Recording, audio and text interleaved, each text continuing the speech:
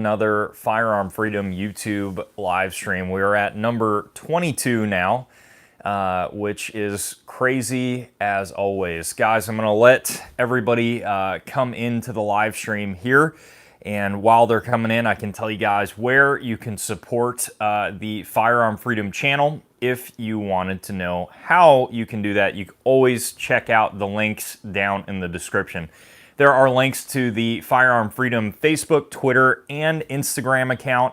So if you want to see some daily posts, more gun photos and stuff like that, that's all going to be on those three accounts.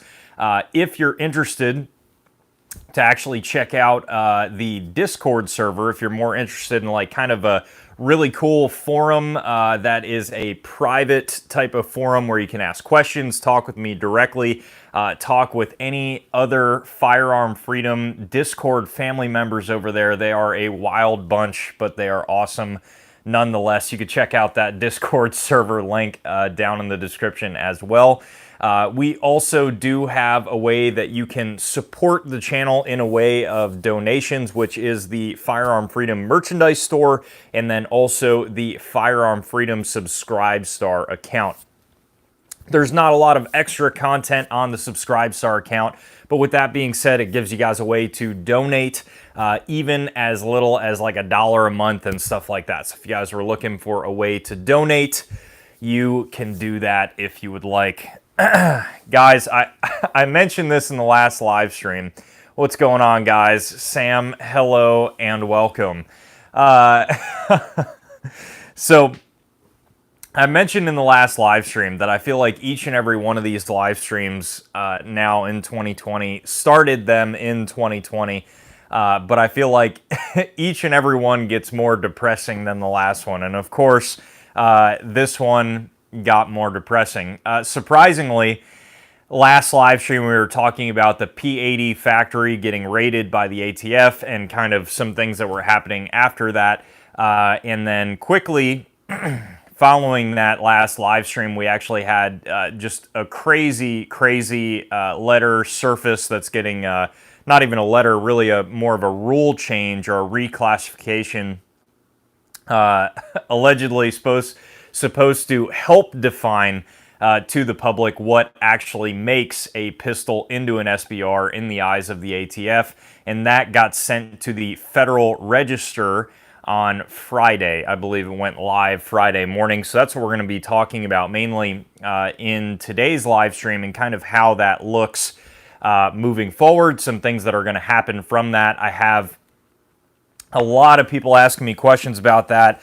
I have seen a crazy amount of information, misinformation, social media drama erupt from this, and you know, I'm going to try to simplify it as much as I possibly can. But guys, you know, first and foremost, I would recommend to all of you to do your own research into all this stuff. Too many times, individuals out there, you know, they will watch people like myself on YouTube or other people on YouTube, or they'll watch the news or something like that, but they don't even go as far as Googling an article, reading it in depth, seeing what the source is, trying to figure out that stuff. Guys, that's all that we do generally as YouTubers in the gun community, trying to give you guys this information. All I'm doing is going to these websites, reading through this information, talking to the people that I know in the industry, and just kind of throwing ideas off each other, figuring out exactly what we think is going to happen next, and then I'm relaying that information to you. So I make that point because whenever something like this happens, there's a ridiculous amount of misinformation, unfortunately.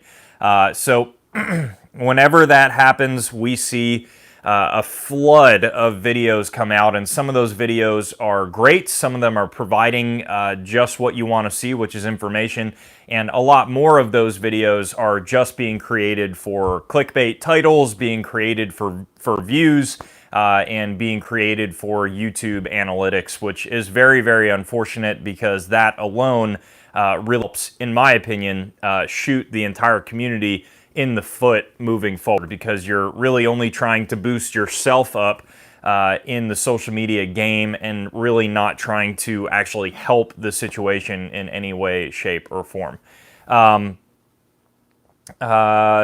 What is going on, guys? Neil, good to see you, buddy. Good to see you.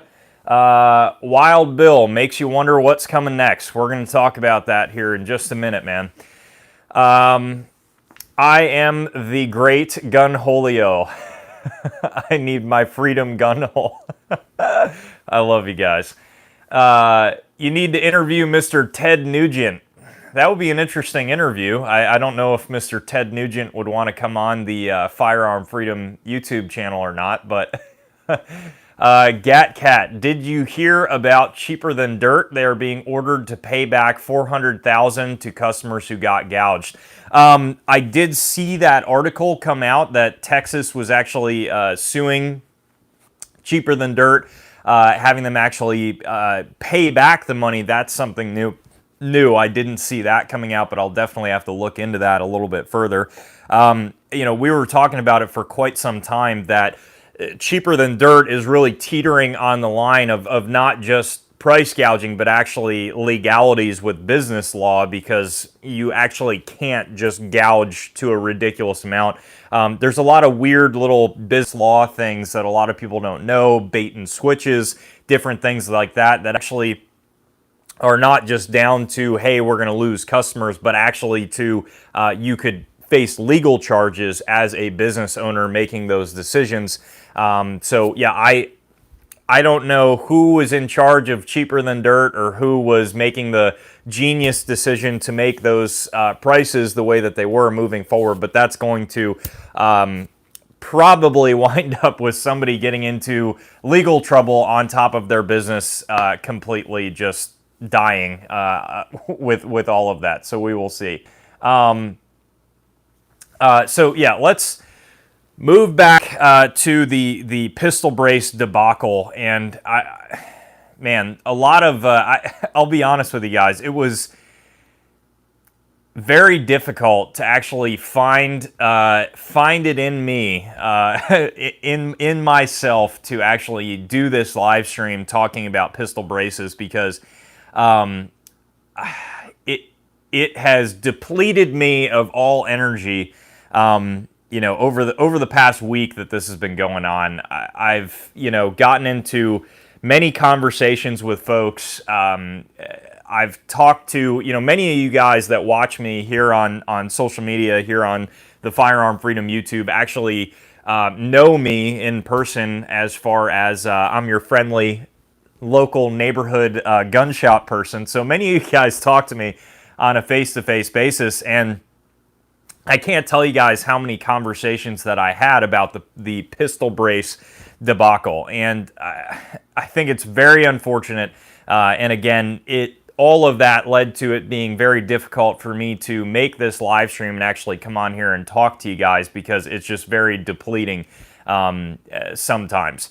And this was definitely one of those times. But I find it interesting. It's kind of weird in this industry, as far as the gun tubing community, right? There are times where certain gun tubers, I'll never name names on this channel, will totally, sirens ringing, crazy titles, craziness, right? Just to get views, and it's over something that's actually not even accurate. It's over something that's not accurate, doesn't make any sense, leads to total misinformation. And we do that quite a bit, and that's very frustrating. And then there's times like this where the sirens should be ringing. This is not a drill. This is no longer a potential for the future. This is a very big deal with what is going to probably be changing here in the next 14 days. With pistol braces, the ATF as a whole, and probably future legislation moving forward if this ends up going through. And it's going to directly affect most people out there in the community. But when times like this, now sirens need to be ringing. People need to know what is going on. Not only do we have kind of like the boy who cried wolf situation, where many people don't even know what's going on anymore. But I find that oddly, some YouTubers kind of downplay this situation. Hey, calm down. There's other routes to take. Stop DMing, stop freaking out. Don't panic. I mean, I don't want you guys to panic, but out of all the other crazy clickbaity titles and all the other times that we have exploded as a community over something that was, maybe really not even as correct of a thing to do that around, because it ended up being misinformation or we jumped too early, not at the right time. We're finally at this time that people really need to be concerned and people really need to be thinking about a solution to this problem. And now, we have YouTubers saying, hey, calm down. It's not, just take a deep breath, whatever. And I think that's just doing a disservice, honestly, to the community. And I hope in the future, as we move forward, we can unify as a community and kind of throw views, analytics, clickbaiting titles and thumbnails and everything out of the window. Because I think, we have the ability on this platform. I'm a small channel myself. I only have almost 24,000 awesome subscribers, and you guys are incredible. And yes, I would love to grow, and yes, I would love to make a full-time ability out of my channel.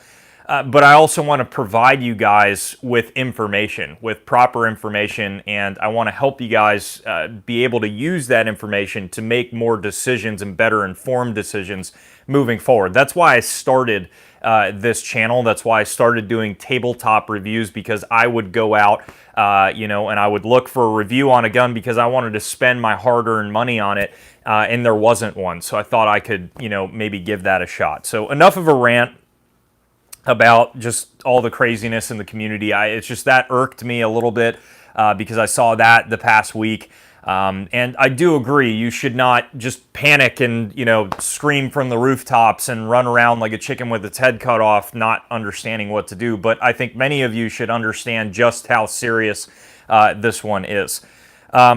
So for a while, the DOJ slapped the wrist of the ATF saying, hey, you cannot continue to operate in the way that you're operating. And what they meant by that was you can't, in regards to pistols, right? Not just AR-15 pistols, but just any large frame pistols out on the market. You can't keep changing your mind, and you can't continue to not give the public clear and defined rulings on exactly what is legal and not legal moving forward, because obviously the common person doesn't know if they're breaking the law or if they're not breaking the law. And furthermore, with that, with these major multi-million-dollar companies that are making large frame pistols, they don't know if they are breaking the law, not breaking the law, whatever. And the individuals that are buying these guns are assuming that they're obviously buying what in the eyes of the ATF is a legal firearm. So we've been seeing a lot of back and forth stuff recently, a lot of jump too early, a lot of, it's not really happening yet. We got a lot of misinformation coming out and a lot of really shady stuff with the ATF behind closed doors with many major manufacturers. Q is one of the biggest ones when it comes to that, where we saw issues with the Honey Badger and the Sugar Weasel and the Minifix, all coming down to how they were marketing them, the ATF saying they were approved, but then they're not approved, and we're not really sure. It's all arbitrary. And they've been doing these behind closed doors letters for quite some time. Probably since maybe about a year ago, this has been going on, and it's all starting to slowly surface now. Well, the ATF just finally posted their proposed clarification, and I can't even say that seriously. I can't even say that without having just like a second to pause of how ridiculous that is, on exactly new parameters moving forward on large frame pistols. And these parameters, allegedly, according to their, new reclassification to the Federal Register, are not law-abiding or anything like that, because they're not an agency that makes law. They're an agency that is supposed to, I guess, for the greater good, right? Protect the citizens and understand the law and try to enforce the law, right? That's their goal. So this is them trying to do that. If you could believe it, they have actually muddied the waters even more in regards to large frame pistols. There is not a single line in that letter that leads to any additional clarification on what would be legal and what would be not legal in the eyes of the ATF when it comes to pistols that many of you guys watching this probably own. And we have now 14 days. Normally it's 90 days, or at the bare minimum, even a month, to actually comment on a letter like this, because yes, you can publicly comment to voice your opposition, in something like this going through. I do understand that commenting is rarely successful, but it has been successful before when we looked at the green tip 556 ban that was about to go through, and there was a lot of voiced opposition to that. There was a lot of commenting that actually helped stop that go through. So again, I understand that this did not work many times in the past. 7 and 6 is one of those times where not enough people were vocal. Some people commented, and still the ATF decided to ban it. So moving forward, will it help? I couldn't tell you. I can tell you that they are trying to dissuade people from even commenting to begin with. If you file your comment electronically, everybody has always kind of known that, yes, if you file your comment, it is technically public information, right? It's public information. But the ATF is utilizing that public information at this point almost as a threat to kind of dissuade you from actually commenting by saying, hey, we will post your address, your name, whatever, in a public forum, so that way everybody can see who is commenting, which obviously is going to make many people uncomfortable. I believe there is a way, if you send in a written letter, that there is a way not to have your information attached to that. Any profane comments will be thrown out and not counted entirely. So we will see how that goes moving forward. Ironically, they said that normally, in normal times, you would get 90 days or 30 days, but that's only for major things. And this isn't really a major thing. So therefore, we're only going to do 14 days on a comment period with this life-changing, ruling that's going out by the ATF. Essentially, what this document is they are purposely muddying the water so that it's not even possible for a company or an individual to go around with some sort of loophole, as they put it. There is essentially no pistol brace that is safe in this new ruling or letter. There is none. There is no configuration that's really safe. The only thing that is kind of okay might be if we take an AR-15 pistol variation and have no sights on it, no additional grips, just the standard pistol grip as it comes from the factory, and just a buffer tube that is a round pistol buffer tube with nothing on it. And you continued to not put sights on it, you didn't put a sling on it, you didn't put any sort of backup sights, and that would be maybe the only thing that wouldn't get hit by this new ruling. If you think I'm full of crap, you should definitely pull up the letter yourself and read through this entirely. The ATF claims in this letter, and I've heard other YouTubers claim in this letter, that, hey, it is still legal to have your braced pistol, right? It is still legal to have your braced pistol. I disagree with that because there's language in that ruling that even says down to what the carbine receiver extension in that brace is. And it almost word for word calls out the SBA 3, the SBA 4, and all braces that are like it. Basically all braces that don't just slide friction fit over a pistol buffer tube. So this, in a nutshell, bans half of the braces that are on the market today, and I don't think many people out there realize that. Again, I'm not even gonna go too far into the actual wording of the letter because I think you should read it for yourself. I'm not a legal advisor. I don't know how to read law. This is just my understanding of it, and this is kind of just an open way for me to communicate with you guys about what I think is going on. So I think you should read the letter for yourself. I will try to find a link to that and actually post it down below in the description or in the comment section underneath the live stream when this is all over, so that way you guys can see it and check it out and everything like that. Sorry guys, I missed some of your comments, so I want to read through. I've been debating about buying an AR rifle or pistol lower. Not sure if I should wait or not. I would just buy the standard lower, Tony. It doesn't matter if there is a brace or a stock on it. That's a big part that people are confused about. That does not make that build a pistol or a rifle, contrary to popular belief. Until a barrel length, and this is from the ATF directly, until a barrel length is on that lower, it cannot be classified as anything other than a receiver.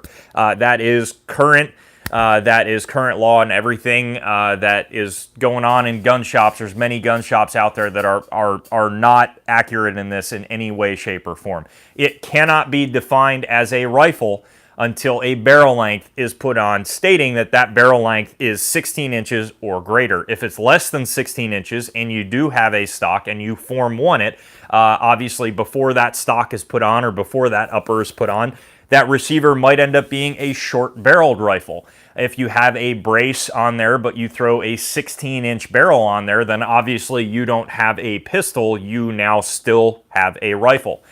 So again, whatever is on the back of that AR-15 lower does not determine what that gun is. So I would buy the lower regardless, and depending on how you're going to build it, well, that might be something you figure out moving forward. Is public comment to the ATF about braces actually helpful, like with the whole green tip fiasco in the past, or is it just an attempt to pacify and placate the masses? So it's tough to say. Again, I don't want to come on here to you guys and tell you and tell you, hey, write your emails, write your emails, donate, call, because I'm not going to lie to you guys.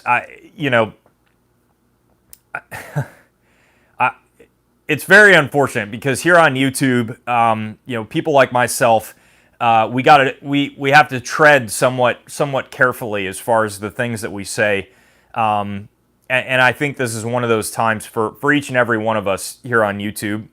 I don't necessarily know if any of that has really helped in our recent history as far as writing emails, as far as we're seeing now, voting, with how much the voting system has been shown in the past little bit and continually strike down with just crazy fraudulent activity, with how much donations have really not helped and how much court cases, again, have really not helped. So I'm going to leave it up to you. You guys figure out exactly what you need to do. But I think unifying and coming together face-to-face with individuals in your area, in your town, to actually have a public discourse with each other to communicate about a solution would probably be the best way to go. If you communicate and figure out a solution of a better way to put your money towards a political thing, then maybe that's the way, or something else. But I think trying to figure out something to do and being individualized down to each and every person, and not putting, an actual face-to-face meeting with a group of individuals, and hoping for the best that these social media platforms to be able to hold everybody together, which, as we're seeing more and more as time goes on, that's not going to be the case. Social media is not going to be the way that you can communicate freely and openly. I don't know how anybody would understand that that's not the case, moving forward. But I got news for you. Again, it's not the case. This is not the platform to free and openly communicate, about anything. So I think finding individuals in your area that, share common interests with trying to save what it is that we have left with the Second Amendment, and trying to come up with solutions to this issue. Again, I think that's going to be ultimately the route to take. So again, you be the judge. If you feel that donating to a certain donating, sorry, got ATF on the mind. Donating to a certain organization or group, can help the problem. By all means, donate. Try to do whatever it is that you think is going to benefit the situation entirely. But again, I don't want to say that it's completely ineffective, because obviously green tip, the ban did get stopped, mainly because of how many people were commenting on that, which is a really big deal. I personally don't watch any GunTuber video about the ATF, not because I'm not interested. I just don't want to get my facts about law from someone who doesn't quite have the authority to give it. Yeah, I mean, again, that's why I say, when all this stuff, I'm going to tread lightly over the actual legal language of the letter itself, because I think personally that you should read it. So this is more so just my opinion about what's going on, and you guys can comment and ask questions, and I can try to answer them to the best of my ability. It almost seems like the ATF are making it up as they go along. You would think, but in my opinion, I would say that this is a very, very deliberate ploy to a much more overarching issue that we're going to be looking at here in the future. The biggest loophole in the gun industry is the ATF having the ability to create gun laws whenever they want. Yeah, that is the biggest loophole. That's the biggest political loophole, that politicians have, is the ability to have this rogue agency, that I don't know. This rogue agency that is able to just do whatever it is that they want to do, and there's no legislative process behind it. Guys, the DOJ is in full support of this. They signed on this letter. So the same DOJ that we were saying, hey, at least the DOJ slapped the wrist of the ATF, at least the president slapped the wrist of the ATF with an executive order, a few months ago, a year ago, whatever. This same DOJ is now signing on to one of the worst pieces of firearms restrictions that we've seen in recent history. One of the largest federal registries that we've seen try to get proposed in recent history, and they're signing on. So it's very tough. So should we buy more braces now? No.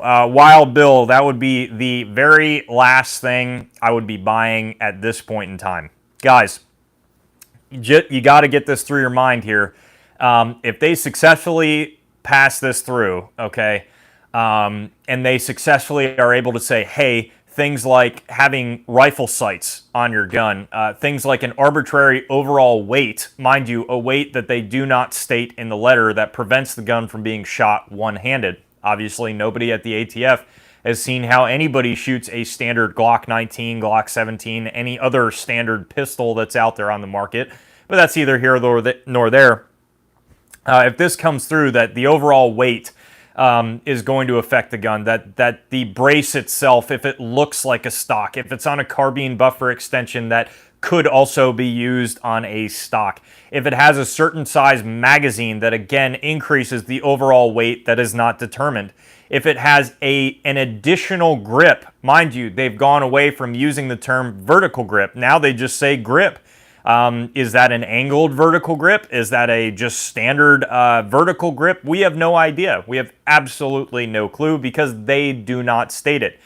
Caliber also is affected. So is 5.56 too large of a caliber? It might be. We don't know. They don't state it. They have muddied the waters 10 times more than they've ever been in the past.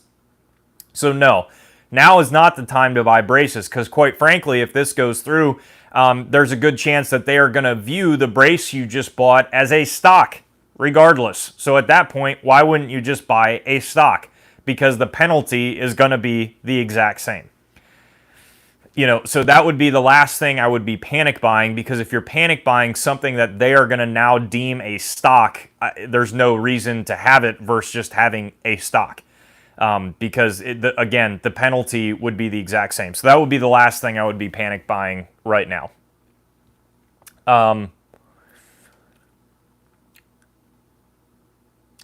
Sean, I commented to ATF. They only asked for name, email, and phone number. Sean, that's very good to know. So I'm sure many people will get a lot of use out of that.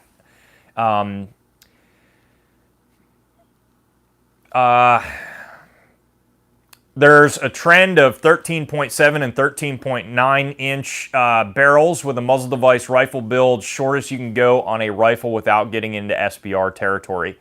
Yeah, Tony, it's a personal preference thing. If you're going to put generally an attachment for a suppressor on there, you're probably going to have to go like 14.5, just because most suppressor attachments are not going to be able to reach that total 16-inch limit. So it depends on the muzzle brake that you're putting on there. You do limit yourself because with having to go with that large of a muzzle brake of some type, or a muzzle attachment, I should say, you know, I don't know. It's a personal preference thing.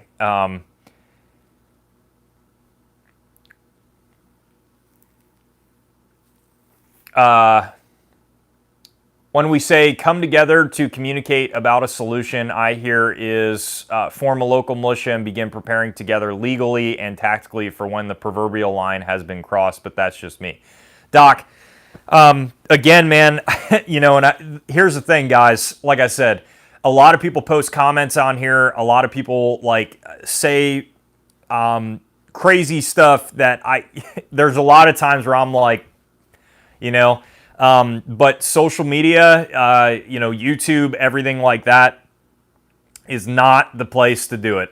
Is not the place to do it because you're going to individualize yourself before there's been any sort of unity with the community. So yeah, I would view that in any way that you want to, you know, but again, those would be my thoughts, you know, as far as that goes. But a lot of people out there, you know, again, they say all this stuff on social media, and I'm like, dude, that's not the place to say that. Not saying that your comment said that, but I'm not going to expand on your comment for that reason, if that makes sense.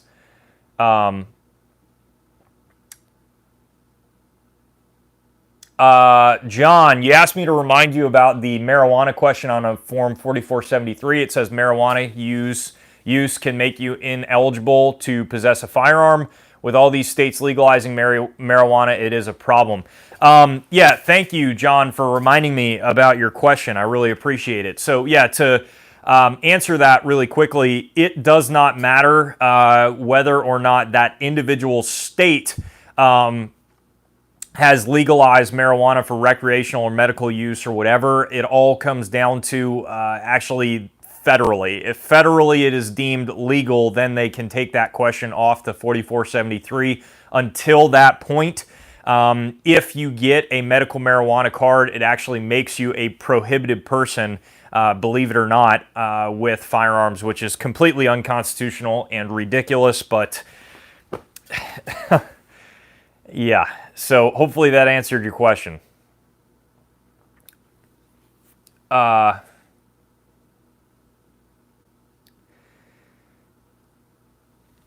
Okay, so yeah, we'll dig into this a little bit more because this is some more misinformation that I've seen go out there, and this is a much larger part to the overall issue. We're about halfway through this live stream, so I think it's a good point to talk about it.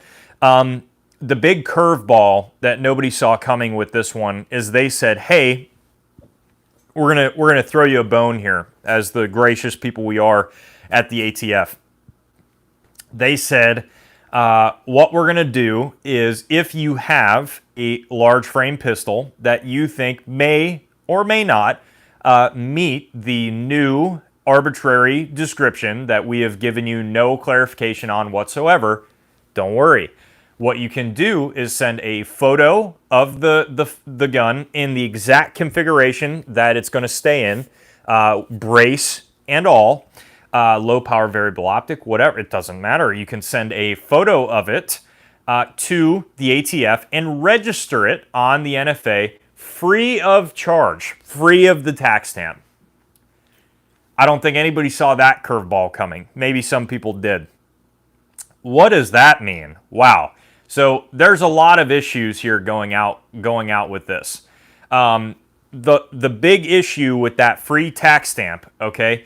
First of all, it is not a tax. Like a lot of people out there are like, oh, now's the time to get your free SBR. Like you looking to pay your $200 tax stamp? Don't worry about it. Send it in and register your gun free. That is not what was said. What is said is that you can submit your pistol in the braced configuration for free. You're not registering it as an SBR, I would imagine. If you are, the ATF themselves is breaking the law. So more than likely, they're developing this weird new category that are going to have you Form 1 it in. I don't know whether they're going to have you Form 1 it as a description of a braced pistol or something else like that. But it is not that you can send in this gun now with a stock on it and get a free $200 tax stamp, nor should you, okay? Even if they said, hey, you can send in this gun with a stock on it and we'll give you a free tax stamp, you should not be doing that. They are now trying to get one of the largest federal registries of firearms submitted that we have ever seen before. And they're about this close to doing it. Why do I think this is such a big deal moving forward? I think it all ties back to politicians now. I think it all ties back to politicians now talking about adding quote-unquote assault weapons and magazines to the NFA registry.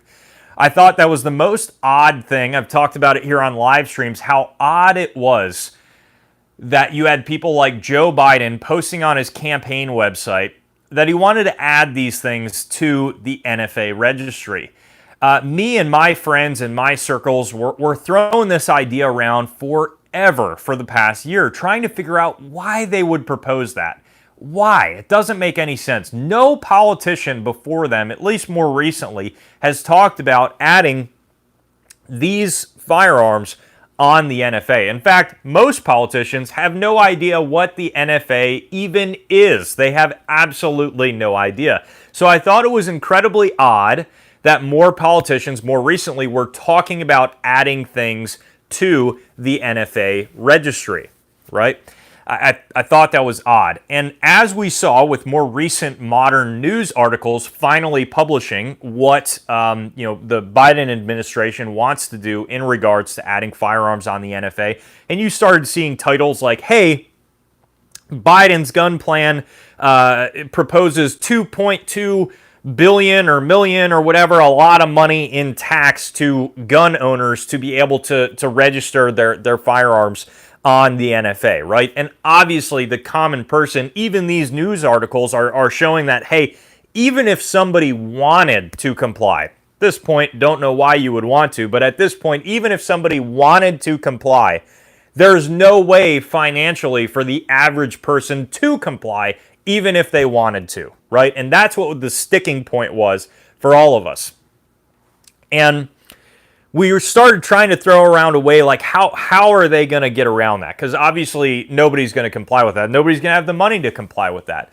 And then the curveball hit. And now what none of us saw coming, a few weeks ago, me and my buddies were saying, hey, I think personally they're going to do some weird assault weapons category and have it like a $5 tax stamp or a $1 tax stamp or something like that. Something crazy low so that people will actually potentially do it. And we're talking, yeah, that might be the case. Well, we now saw with this proposed new letter, with that moving forward, that not only are they going to do a reduced cost for all of these registrations, but they're just going to waive the fee entirely. They're just going to waive it entirely. They're going to say, hey, if you want to register these pistols on the NFA, no tax stamp, no tax stamp. Send a picture of the item, fill out the form 1, because in this case, it would have to be a form 1. I don't know what other form of registry they could even legally do at that point. And they're not even going to charge the tax stamp. And that's a very big deal, because now many people might say, well, oh, what does that matter? Nobody's going to comply with that anyways. Nobody's going to care. I get that. I get that many hardcore people in the gun industry are going to think exactly that. And I would say you're right on the money, right? Who would comply with that? The problem, though, is that we have many individuals in this community that are fresh into the community, that maybe only own 1 gun, 2 guns, whatever, very small collection. And now what we're seeing is these common everyday people are now faced with two different options that the ATF has given them. They said, hey, at the moment it's pistols, but get ready because this is going to be, quote, assault weapons and magazines quickly in the future. They're given 2 options. You can, option 1, comply, send in a photo, send in your information, free of charge. Keep everything that you have, be able to take it to the range, use it, self-defense, whatever, no problems. Most of these people are so green, so fresh, so new, they don't even understand the concept that registration leads to confiscation, right? So that's your option 1, right? Option 2, you don't comply, you don't send the photos in, you don't register these firearms on as assault weapons or pistols or whatever the new category is that they would like to put into the ATF. And you run into issues if you ever use the gun in a self-defense situation. Again, you can't take it to the range super regularly unless you have the middle of nowhere to shoot at and hope for the best while you're driving. Oh, and by the way, if whatever happens that you get found with these firearms, you're going to jail for a really long time, right? Or there's going to be a massive court case with a lot of money involved. And those are the decisions that the common, everyday, brand new gun owner who just picked up his first AR-15 is now going to have to choose between. The big going here that we have is not how many hardcore, gun people, how many people out there, are going to do this, because we know most people in the community probably won't. But the big question is how many people actually will comply with this. The moment that they waived the tax stamp, that is a big deal. And let me tell you something. Now, we're not looking at it from as large of a picture, right? This is more of an anecdotal tinfoil hat personal preference thing, but this is just my opinion. That's probably what you guys come here for. I don't know, so I'll give it to you. Here's the big problem. Many people out there are saying, hey, there's way too little amount of, ATF agents out there to ever enforce something like this, right? To ever enforce something like that. They could never go door to door. They could never confiscate firearms. There's nothing they could. Look at how many guns are in the country. I agree with you. And that is why it's all going to come down to how many people comply. If 100 people comply and actually register this brand new, arbitrary, in my opinion, illegal category that the ATF just discovered, and put out there, if 100 people comply and they know that there's still hundreds of millions of firearms that are not complying with this, I think we got a really good chance on our hands that something would change, right? But if a couple million people comply, if a couple tens of million people comply and actually go forward with it, it shrinks that amount of non-compliance down to a much more manageable little amount right here. Furthermore, when there's no unity and everybody's divided, it individualizes that really small group. And instead of like one little strong group like this, it's like bing, bing, bing, bing, bing, bing, bing, bing, bing, bing, all over the place, right?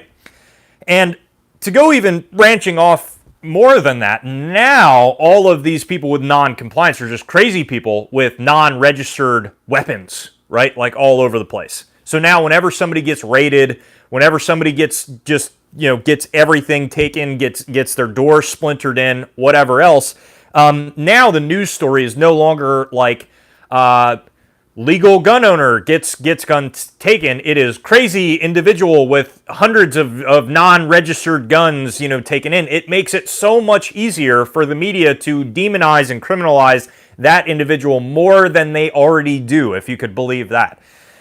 So that is how serious this is moving forward. And this is not something far off in the distant future. This is something that is now taking place in, I think, 12 days.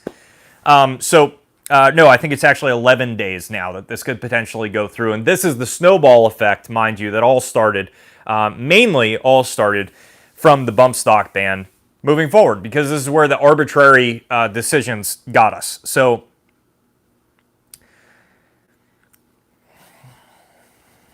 I've been talking to a lot of people face to face, a lot of everyday gun owners coming in. And I don't think people fully grasp the situation. That's just me. That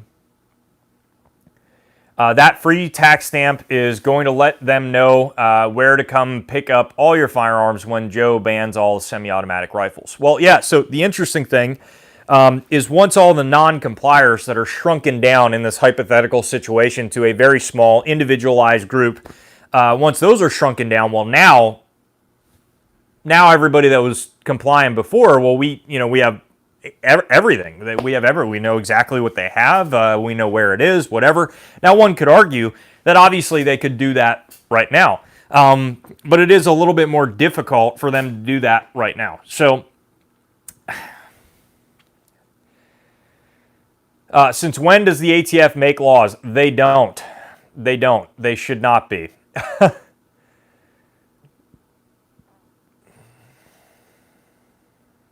They may also use the information with the stamp submissions as proof of people trying to skirt the law. Yes, they could do that as well. Is anybody noticing there's a defeatist attitude in the gun community? I don't know if I would say that. I would say there is divide. Not defeatist, but divide in the gun community. Because there always is, and there always will be, unfortunately. Unfortunately, everybody has a different set of opinions. Everybody has a different way that they look at things. Everybody has a different line in the sand. And the last thing that we have is unity. And I think, unfortunately, and this is just my opinion, I think social media divides us further rather than unifying. And I know that might seem odd. But it's interesting. It helps out with unification when emails need to be sent and everything like that. But I think there's many other times where in social media, instead of actually unifying a group like the gun community, it actually divides us much further, if that makes sense.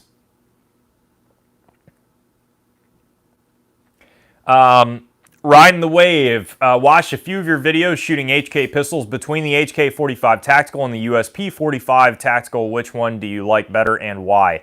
The USP all day over the HK45.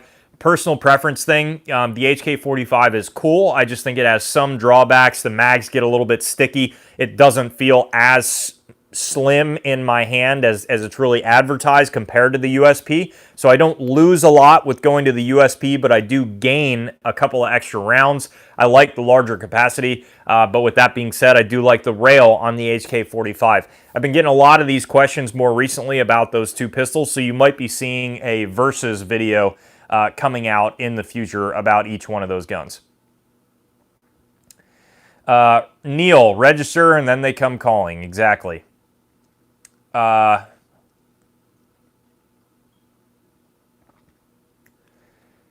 Lost all mine in a boating accident. Unfortunately, man, and we are seeing that right now with P80s, that is not going to work.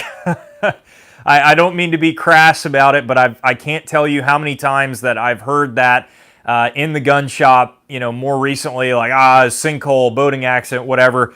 It's not going to work, man. If you've ever filled out a 4473, they have access to that 4473, and the plan of action of hiding everything and hoping that your door is not the door that's knocked on, and if it is, there is no plan, there is no unification, it's individualized. And if everybody takes the route of saying, hey, I lost everything in a boating accident, you do you, everybody for themselves, and hope that your door is the last one that gets knocked on and you can hide or whatever, it's not a successful option. It is not a successful option, unfortunately. And if it gets to that point, in my opinion, there's not much left that you're able to even do.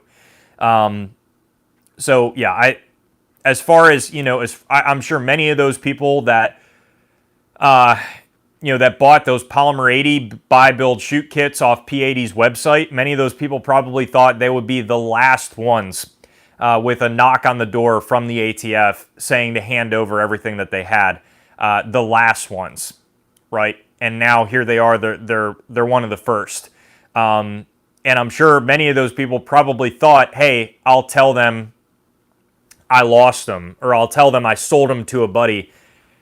How well is that working when they show you a purchase receipt and they say, we know you got them in there. If you don't come give them up today, we're coming back tomorrow with a warrant to raid your whole house. So, I think that's a tough part. I don't think that's a successful route to take, is what I'll say. I'm not trying to call you out in your comment or anything like that at all. I hope you understand kind of my reasoning behind it. All stand together. Totally agree. Not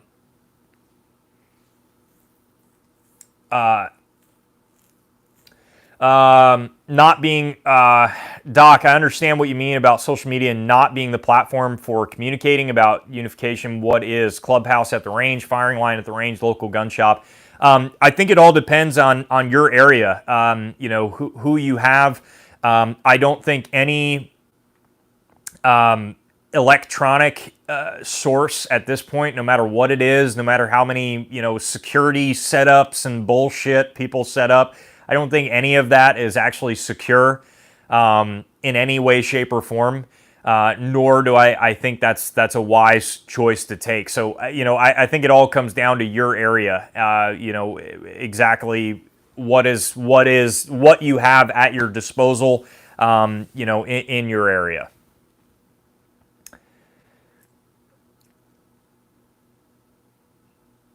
When I'm in the U.S., I'll be joining every gun rights group I can find. You have the freedom to own firearms, and I'll be right there with you. Neil, I appreciate that, buddy.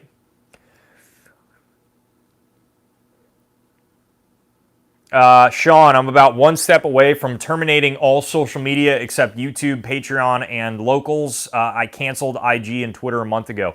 Sean, I feel you, man. I totally feel you. And I'll tell you guys what. Don't get me wrong, I see that there is a way of bringing together the community, contrary to what I just said a couple minutes ago. Trust me, I still understand that there is a way to, bring together the community, especially in normal times, when it's just bringing new people in, showing them, these firearms on video, showing that there's normal people that use these and want to defend their lives with them, and it's not just about hunting, and that it's about defense against tyranny. But I think more recently, social media has kind of not worked in our benefit really at all. And I think what it makes you do is kind of only want to communicate through this screen, right? And not really build any sort of community and sense of unification with people in your community at the range, at shooting events, whatever. that I think is lacking, and I think social media kind of branches that out in every way of life, in every facet of life. I think it makes us just kind of more like individualized into all each one of our things, and it's great to share a meme and get a good laugh, and it's great to have unification with social media and share things and post things and grow as a community. But I think there's also a definite downside to only having social media as the only way of communication.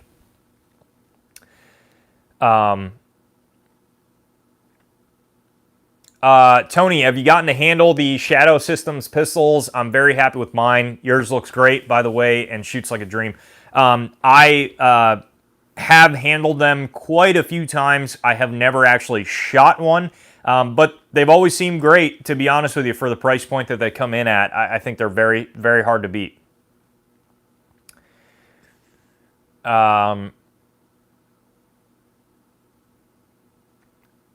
Yeah, Sean, all those people, they do a very good job.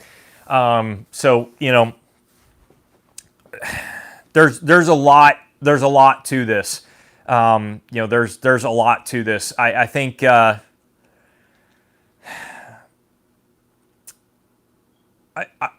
don't really know if there's any place out there anymore that you're watching on the screen of your phone that is truly a free and open platform to communicate on. And I think each and every one of us, I'm not sure if there's any other YouTubers in the gun community, especially the bigger guys that are ever watching these live streams, but I'm sure if they heard this line, it would probably resonate with them as well.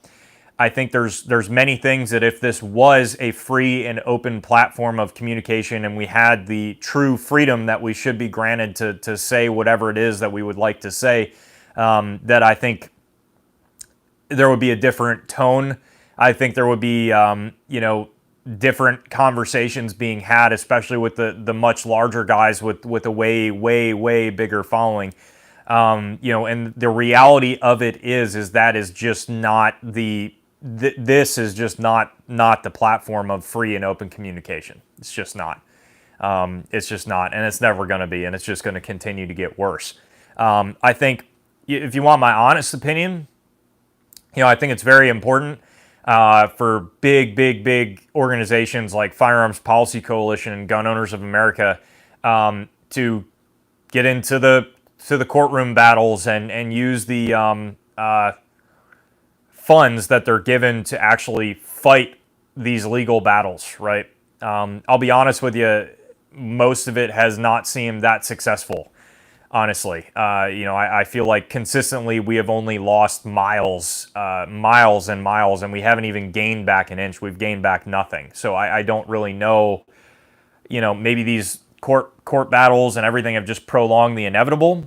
But I would love to see if one of these major communities that or one of these major organizations that has a much better and bigger reach than any of us do here on YouTube, I wish they would start addressing the communication issue and start actually addressing, each and every individual little town, members in the town, member communication, and everything like that, because I think that would definitely help the situation, send a much stronger message on top of the legal battles and everything like that. Together we stand, divided we fall at the end of the day. So hopefully some of this made sense to some of you. This has been it might not seem it, because I try to always have somewhat of a, upbeat demeanor for you guys here on YouTube and definitely in the more professional setting of YouTube. But it's, again, as I said in the beginning of this live stream, it's a tough live stream to make, and it is tough working in the industry and then coming home, and doing YouTube here, because it's just a constant blow to the gut every time I open up and see one more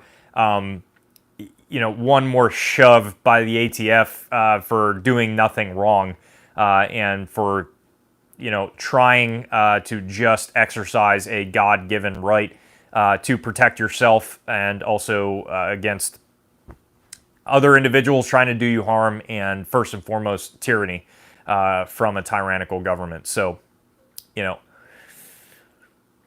we will see, guys. We will see moving forward. But thank you guys so much for watching. We're right at the hour mark right now. And I should be posting a video upcoming this week. We're probably going to be doing at least one of the new AR builds that I threw together and giving you guys an idea what that's looking like. There may be 2 tabletop videos posted this upcoming week. We'll see how the holidays go and everything like that.